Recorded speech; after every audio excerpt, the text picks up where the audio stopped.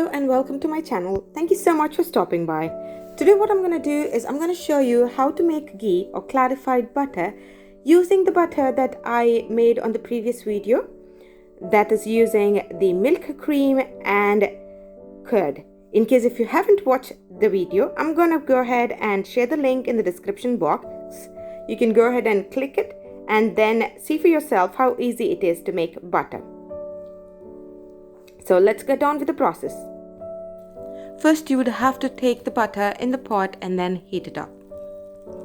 Always ensure this is in low flame. Simmering in the low flame is what it's going to do the entire process.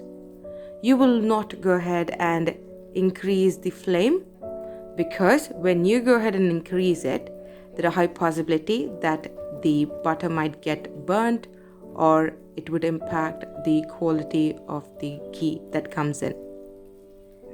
The frothy texture that you see is the initial stage. When you see a slight frothy texture, add wee bit of sugar in it.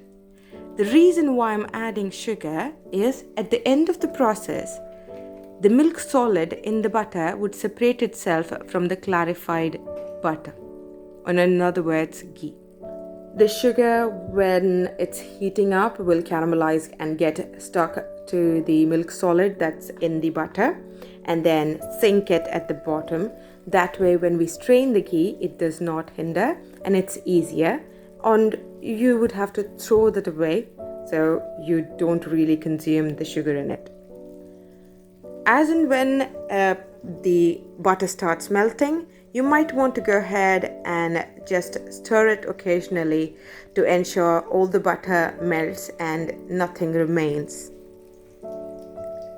The frothy texture that you see on top is the indication that all the butter is almost melting itself.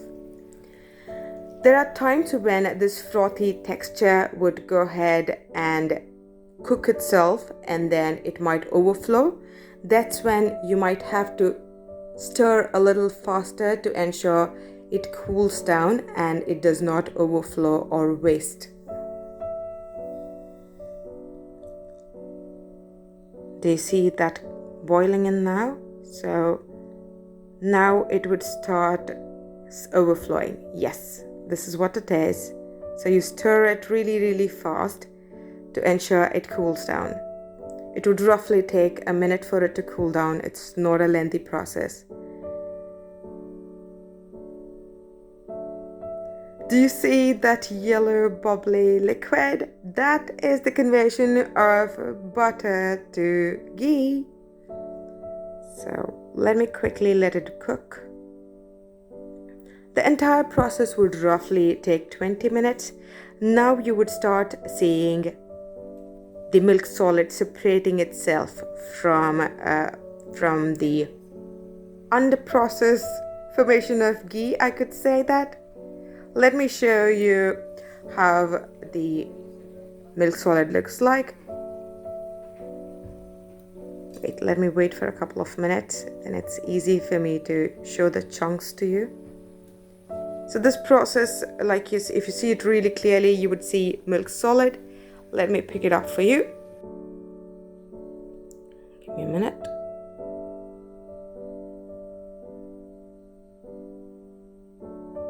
That, my dear friend, is the milk solid. Oh boy, wait. Let me focus the camera really well. Yep, that's the milk solid. It's still not caramelized with the sugar. So we let it boil now. I'm going to fast forward it.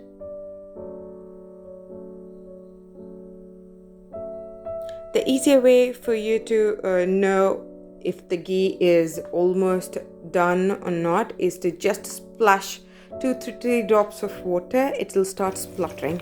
Let me make you listen to it.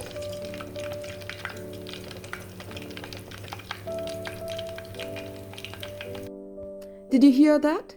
That is the loud splutter, which is an indication stating that the ghee is ready. Another 2 to 3 minutes, that's about it. I'm gonna let it boil and then let the ghee cool itself down, because when it cools down it separates itself from the mixture. Let me switch it off. There you go. Now we let it cool. Do you see that? Golden liquid. It was initially yellow and then it changes itself to golden color. There you go. Let it cool down now.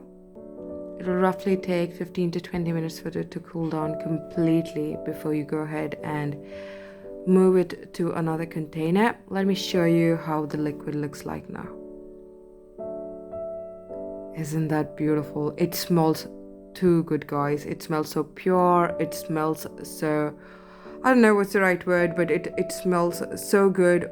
I so wish I could share that with you, but I'm definitely sure that when you make it at home, you would love it.